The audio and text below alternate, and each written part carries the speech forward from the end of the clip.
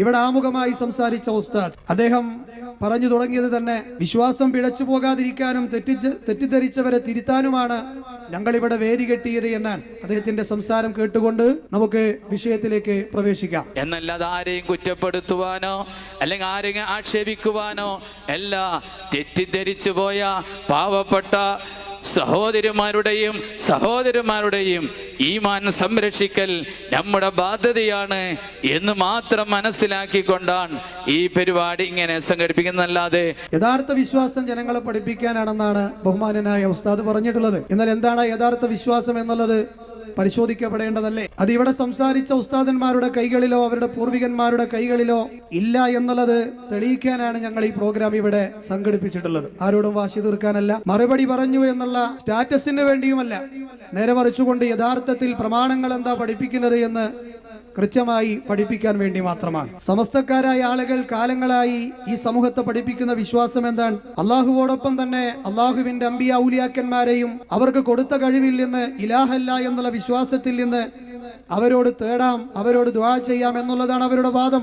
മഹാന്മാരായ ആളുകൾ അവരോട് നമ്മൾ ഇസ്തിഗാസ ചെയ്താൽ, അവർക്ക് നേർച്ച വഴിപാടുകൾ ചെയ്തു കഴിഞ്ഞാൽ അവർ നമുക്ക് ഗുണങ്ങൾ തരുമെന്നും ഷർറുകൾ നീക്കുമെന്നും എന്നാണ് കാലങ്ങളായി അവർ വിശ്വസിച്ചു പോരുന്നത്. ഇത് പ്രമാണങ്ങൾക്ക് യോജിച്ചതാണോ? ഇത് യഥാർത്ഥ പ്രമാണബദ്ധമായ വിശ്വാസമാണോ എന്നാണ് ഇവിടെ നമ്മൾ പഠനവിധേയമാക്കേണ്ടത്. സ്വഹാബത്തിന്റെ വിശ്വാസത്തെക്കുറിച്ച് പരിശുദ്ധ ഖുർആൻ പറഞ്ഞ ഭാഗത്ത് 200ഓളം ദുആകളാണ് ഖുർആൻ നമ്മെ പഠിപ്പിച്ചിട്ടുള്ളത്. 200ഓളം ദുആകൾ മാത്രം പരിശുദ്ധ ഖുർആനിലുണ്ട്.